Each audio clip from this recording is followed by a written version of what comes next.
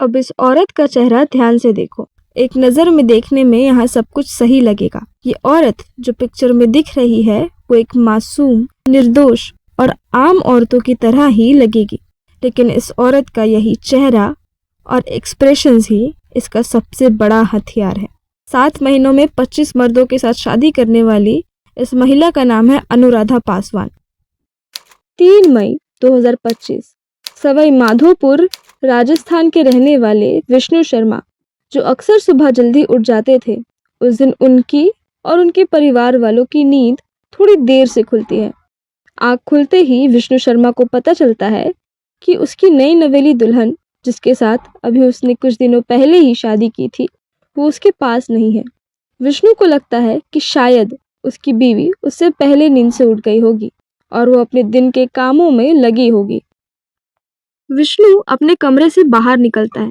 पूरे घर में, घर के आसपास ढूंढने पर भी वो विष्णु को नहीं मिलती। वो अपनी बीवी से कांटेक्ट करने के लिए अपने कमरे में अपना फ़ोन लेने जाता है और पता चलता है कि उसका फ़ोन भी वहाँ नहीं है। यहाँ से उसको शक होना शुरू हो जाता है, तो वो अपने कमरे की अलमारी खोलकर लॉकर को तलाश करता है और पाता है कि लॉकर में रखे लगभग 1.5 लाख के गहने और 30,000 रुपए भी गायब है। यहाँ पर विष्णु का सर घूम जाता है। जिस औरत के साथ उसने कुछ दिन पहले ही कर्जा लेकर शादी करा था, वो अब विष्णु के कर्जों के पैसों से खरीदे जेवर, फ़ोन और बाकी बचे पैसे लेकर भाग गई थी। इस बात की जानकारी होने पर विष्णु के घर पर हंगामा मच गया था। जिस मासूम और लाचार बहू को घर में शादी करके लाया गया था, वो आज सब छोड़कर चली गई थी और पूरे परिवार के मन में सिर्फ एक ही सवाल था, क्यों? विष्णु अपने एक रिलेटिव के मोबाइल से अपने उस चोरी हुए फ़ोन में कॉल मिलाता है और दूसरी तरफ से कॉल रिसीव होता है, जो कि विष्णु की भागी हुई वाइफ उठाती है। जब विष्णु पूछता है क्यों वो विष्णु को छोड़कर चली गई, तो वहाँ से सिर्फ एक ही जवाब आता है कि मेरा वक्त वहाँ पूरा हो गया था, और कॉल कट हो जाता है। इसके बाद विष्णु अपने फैमिली मेंबर्स के साथ पास के माधोपुर पुलिस स्टेशन में जाते हैं अपनी शिकायत लेकर, क्योंकि ये मामला सिर्फ एक दुल्हन का उसके ससुराल छोड़कर भाग जाने का नहीं था। केस था एक दुल्हन का उसके ससुराल से पैसे, जेवर, गहने लूट कर भागने का। थाना अधिकारी विष्णु का कंप्लेंट लिखते हैं और प्राइमरी इन्वेस्टिगेशन शुरू कर देते हैं। विष्णु पुलिस को अपनी शादी के सबूत के तौर पर अपनी शादी का सर्टिफिकेट देता है। वो फेक साबित होता है, क्योंकि शादी करने के लिए विष्णु के वाइफ के थ्रू जो भी डॉक्यूमेंट्स दिए गए थे वो सारे फेक थे। यहाँ तक कि भोपाल का जो एड्रेस विष्णु की वाइफ ने उसको दिया था, वैसा कोई एड्रेस भोपाल में एग्जिस्ट ही नहीं करता है। पुलिस को यहाँ से शक होता है किसी बड़ी कॉन्स्पिरेसी या स्कैम का। इस शक के आधार पर और विष्णु से ले गए डिटेल्स के बेस में पुलिस विष्णु की वाइफ के लिए मल्टीपल स्टेट्स में एक सर्च वारंट जारी कर देती है। आगे इन्वेस्टिगेशन में और भी पता चलता है कि विष्णु के केस से मिलता जुलता और भी एक केस चित्तौड़गढ़ के डुंगला पुलिस स्टेशन में रजिस्टर हुआ था, जहां कंप्लेनेंट का नाम था नेमीचंद कुमावत। इन्होंने जून 12, 2024 को एफआईआर दर्ज करवाया था अपनी पत्नी के खिलाफ, जो शादी के कुछ दिनों बाद गहने और पैसे लेकर नेमीचंद के घर से भाग जाती है। जांच में पता चलता है कि ये औरत वही दुल्हन है जो विष्णु के घर से भाग गई है। पुलिस को इतना तो पता चल ही गया था कि ये कोई रैंडम लूट नहीं है, बल्कि एक सोची समझी साजिश है। इसी बीच पुलिस ये भी बात पता करती है कि ये भागी हुई दुल्हन इन दोनों विक्टिम से कैसे मिली। तो पुलिस को मालूम होता है कि एक कॉमन आदमी है जो शादी करने के लिए डेस्परेट लड़कों को उनके मन मुताबिक शांत, सुशील और सुंदर दुल्हन दिलाते हैं। पुलिस को ये भी पता चलता है कि दोनों विक्टिम विष्णु और नेमीचंद से 2 लाख करके रुपए भी लिए गए थे, सिर्फ एक लड़की से मिलवाने के लिए। तब पुलिस समझ जाती है कि एक औरत की अकेली की गई लूट नहीं है, ये एक पूरा गैंग के जरिए ऑपरेट करने वाला एक क्राइम है। पुलिस ये भी अंदाजा लगाती है कि ये गैंग पहले भी और भी लोगों को इस स्कैम में फंसा चुकी होगी। पुलिस को अभी ये नहीं पता था कि इस गैंग में कितने लोग शामिल हैं, कौन कौन इसमें मिला हुआ है। और अभी पुलिस के लिए सबसे बड़ी चुनौती ये थी कि उनको ये नहीं पता था कि अभी ये गैंग और कितने लोगों को लूट रही होगी। इन सब का पता करने के लिए और इस गैंग का पर्दाफाश करने के लिए सिर्फ एक ही रास्ता था, इस गैंग को उन्हीं के गड्ढे में गिराने का, रंगे हाथों पकड़ने का। इसलिए पुलिस अपना नेटवर्क पूरे राजस्थान और उसके आसपास के स्टेट में फैला देती है। माधोपुर पुलिस स्टेशन की investigating officer ASI Mithalal Yadav, SHO Sunil Kumar और एक अंडरकवर कांस्टेबल की एक टीम गठन होती है और ये तीनों मिलकर एक स्टिंग ऑपरेशन चलाते हैं, जहां कांस्टेबल को एक शादी के लिए तरसता हुआ नौजवान की तरह शतरंज के एक खेल के प्यादे की तरह सजाया जाता है। पुलिस के द्वारा इकट्ठा करी गई इंफॉर्मेशन के हिसाब से अभी ये गैंग भोपाल में ऑपरेट कर रही थी।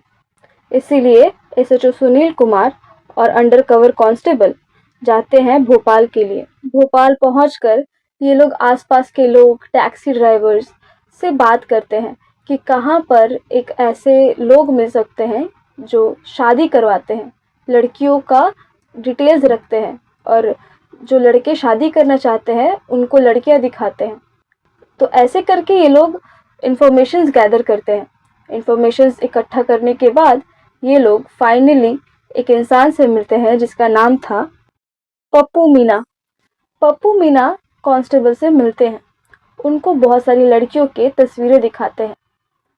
जब तस्वीरें दिखाई जाती है तो वहाँ पर एक तस्वीर विष्णु की भागी हुई वाइफ का भी था और तब कांस्टेबल को ये पूरा यकीन हो जाता है कि ये इंसान वही है जो इस गैंग के साथ में जुड़ा हुआ है। और कांस्टेबल और पुलिस की टीम यहाँ से अपना दूसरा चाल खेलती है। कांस्टेबल उसी लड़की को चूज करते हैं जो विष्णु के घर से और नेमी चंद के घर से पैसे और गहने लेकर भागी थी। फिर ये आदमी, ये एजेंट, उस अंडरकवर वाले कांस्टेबल को विष्णु की भागी हुई वाइफ या फिर वो उस लुटेरी लड़की से मिलवाने का वादा करता है और वहां पर उनकी शादी को फिक्स करने का भी वादा करता है। दोनों की मीटिंग फिक्स होती है, भागी हुई महिला और शादी करवाने वाले एजेंट के साथ कांस्टेबल की। जिस जगह पर वो लोग मिलने वाले थे, कांस्टेबल और पुलिस की टीम पहले से ही वहां पहुंचकर अलग अलग जगह तैनात हो गए थे। कुछ देर बाद एजेंट और वो औरत आते हैं। कांस्टेबल के इशारे करने पर ही बाकी का टीम तुरंत उन दोनों को अरेस्ट कर लेता है और आखिरकार 14 दिन की कड़ी मेहनत और शार्प इन्वेस्टिगेशन के बाद लुटेरी दुल्हन गैंग के बहुत सारे मेंबर के साथ उनकी गैंग लीडर भी पकड़ी गई थी। कुल मिलाकर 6 लोग पकड़े जाते हैं। पकड़े गए लोगों में नाम था पप्पू मीना, सुनीता राठौड़। ये लोग शादियां फिक्स करवाते थे। इसमें रोशनी नाम की भी एक लड़की थी, अर्जुन नाम का एक लड़का था, विशाल कुमार नाम का एक लड़का था जो लड़कियों का भाई बनकर इस गैंग में काम करता था और इस गैंग की लीडर थी अनुराधा पासवान, जो विष्णु शर्मा के घर से और नेमी चंद के घर से पैसे और गहने लेकर भागी थी। गैंग का चेहरा अनुराधा पासवान वही औरत थी जो लड़कों के परिवारों को एक सुंदर, सुशील, आदर्श बहू और बीवी बनकर ठगती थी। अरेस्ट होने के बाद इंटेरोगेशन की प्रक्रिया शुरू होती है और मुख्य आरोपी अनुराधा को इंटेरोगेट किया जाता है, जहां पर इस गैंग का खुलासा होता है और फाइनली पता चलता है कि ये गैंग क्या है, इस गैंग को चलाता कौन था और सबसे बड़ा सवाल कि अनुराधा पासवान कौन है और कैसे वो इतने बड़े स्कैम का हिस्सा बनी। अनुराधा पासवान उत्तर प्रदेश के महाराजगंज में अपने माता पिता और बाकी के परिवार के साथ रहती थी। फैमिली की फाइनेंशियल हालत कुछ खास अच्छी नहीं थी। हालांकि जिस माहौल में या जिस बस्ती में ये लोग रहते थे, वहाँ लगभग सबकी कमाई बहुत कम और खर्च बहुत ज़्यादा होती थी। फिर भी खींच खींच कर अनुराधा 8th क्लास तक अपनी पढ़ाई करती है और फिर 16 की उम्र में वो अपने पसंद के लड़के से शादी भी कर लेती है, विशाल कुमार नाम के लड़के से। ये लड़का वही है जो बाद में अनुराधा के साथ उसके गैंग का मेंबर बन जाता है। लेकिन इन दोनों की निजी जिंदगी की कहानी भी बहुत दिलचस्प है, क्योंकि शादी के कुछ साल बहुत अच्छे से गुजरते हैं, लेकिन फिर कुछ सालों में अनुराधा के रिश्ते उसके ससुराल वालों के साथ खराब होने लगते हैं। रोज झगड़े, लड़ाइयाँ और कभी कभी मारपीट भी हो जाती थी। इस सबसे परेशान रहने के कारण एक वक्त के बाद अनुराधा अपने ससुराल वालों से अलग हो जाती है, अपने पति को भी छोड़ देती है और महाराजगंज में ही लेकिन अलग रहने लगती है। इस दौरान अपना पेट पालने के लिए और जिंदा बचे रहने के लिए वो एक प्राइवेट हॉस्पिटल में एक एग डोनर का काम भी करने लगती है। जिनको नहीं पता बता दूं, एग डोनर वो होती है जो अपने शरीर का स्वस्थ अंडाणु या एग दूसरे महिला या जोड़ों को देती है जिन्हें गर्भधारण करने में या प्रेग्नेंट होने में प्रॉब्लम या समस्या होती है, और इस काम के लिए इन्हें पैसे मिलते हैं। तो महाराजगंज में अनुराधा की हालत बहुत खराब होने लगी थी। एक एक दिन पैसों की तंगी में गुजारते गुजारते वो थक चुकी थी। इसीलिए एक बेहतर कमाई और बेहतर जिंदगी की तलाश में वो भोपाल आती है। यहाँ भोपाल में फिर से एक हॉस्पिटल में उसे जॉब मिल जाती है। अब यहाँ कमाई ठीक ठाक हो जा रही थी, लेकिन उतनी नहीं थी जितनी अनुराधा को चाहिए थी। इन सबके बीच अनुराधा का जान पहचान उसके काम पर लोगों से बढ़ने लगा था। बातों बातों में ही उन लोगों को पता चला कि अनुराधा को ज्यादा पैसे कमाने हैं। उन्हीं में से कोई अनुराधा को मिलवाता है गोलू नाम के एक बंदे से। ये गोलू पहले से ही इस गैंग का हिस्सा था, तब इस गैंग को कोई और लीड कर रहा था। खैर, गोलू जब अनुराधा से मिलता है तो वो उसको बताता है कि कैसे यहाँ कम से कम समय में ज्यादा से ज्यादा पैसे कमाए जा सकते हैं। काम बिल्कुल सिंपल और आसान होता है। जो लोग बिल्कुल बेसब्री से शादी करने के लिए तरस रहे हैं, उनको सुनीता राठौड़ और पप्पू मिला से कांटेक्ट करवाया जाएगा। शादी करने वाले कैंडिडेट को उनके मन मुताबिक सुंदर दुल्हन दिलवाने का वादा करके ये लोग एक फीस चार्ज करते हैं जो 2 लाख तक या उससे भी ज्यादा होता है। फिर कुछ लड़कियों की फोटो लड़कों को दिखाई जाती है, जिसमें से वो किसी एक को चुनते हैं। चुने गए लड़कियों को फिर उन लड़कों से और उनके परिवारों से मिलवाया जाता है।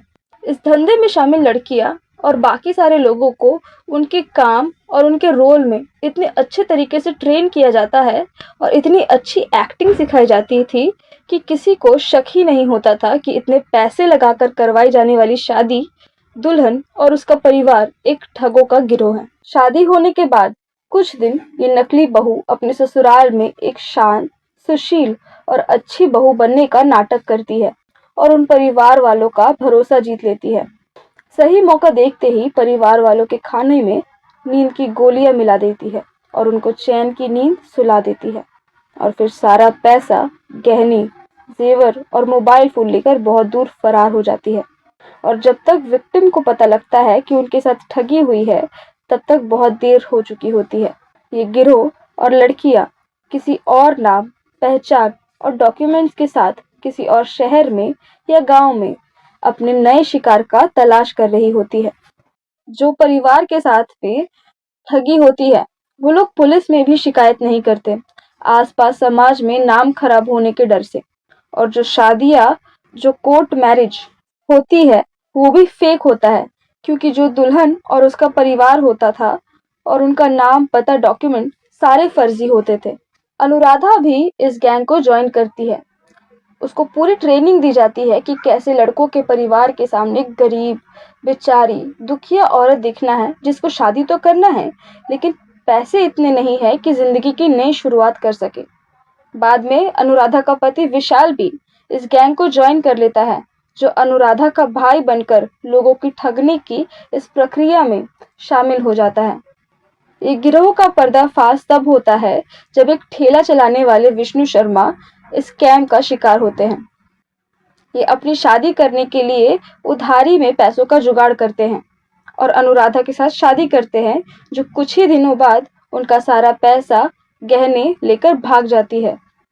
लोगों के डर से चुप रहने के बजाय विष्णु इस ठगी की इंफॉर्मेशन पुलिस स्टेशन में जाकर देते हैं, जिसके वजह से स्टिंग ऑपरेशन होता है और ये गिरोह पकड़ा जाता है। जब अनुराधा का अरेस्ट हुआ, तब वो भोपाल में ही अपने 25वें पति के साथ रह रही थी, जिसके साथ उसने 1 हफ्ते पहले ही शादी की थी। अनुराधा ने सिर्फ 7 महीनों में 25 शादियां करके 25 अलग-अलग परिवारों को ठग चुकी थी और 26वें शिकार को फंसाने में खुद ही कानून के शिकंजे में फंसती है।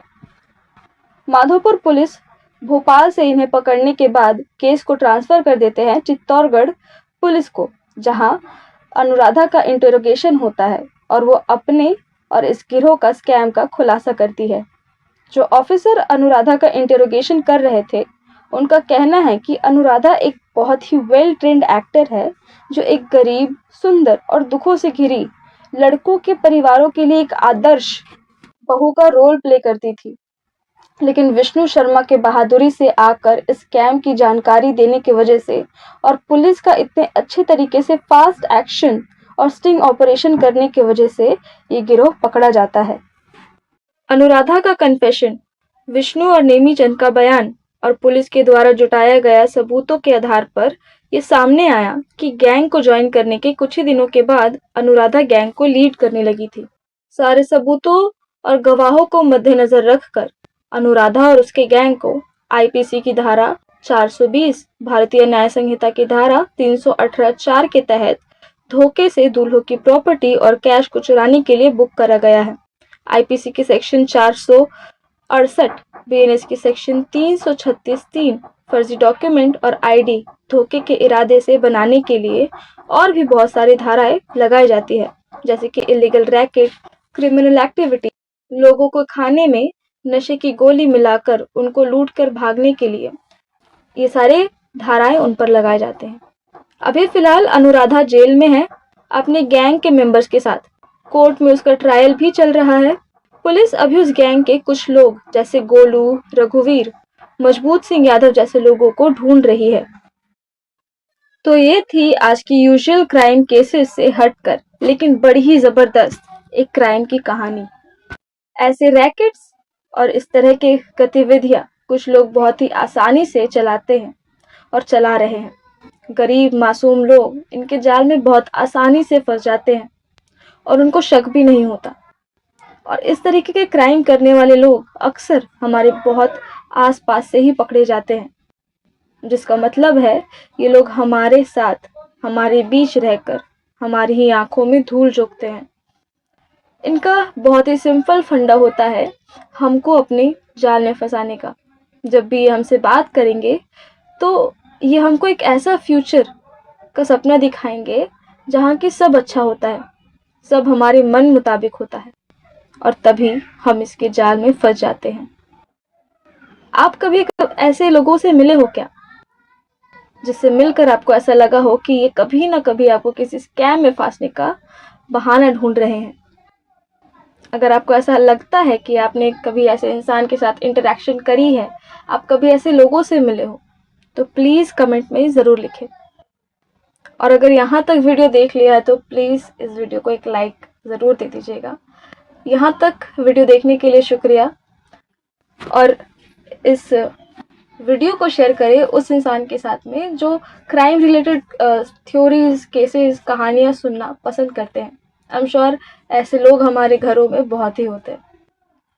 और अगर आप ऐसी कहानियाँ और भी सुनते रहना चाहते हैं, आप प्लीज़ हमारे चैनल को सब्सक्राइब कर दीजिए। Thank you so much. जय हिंद।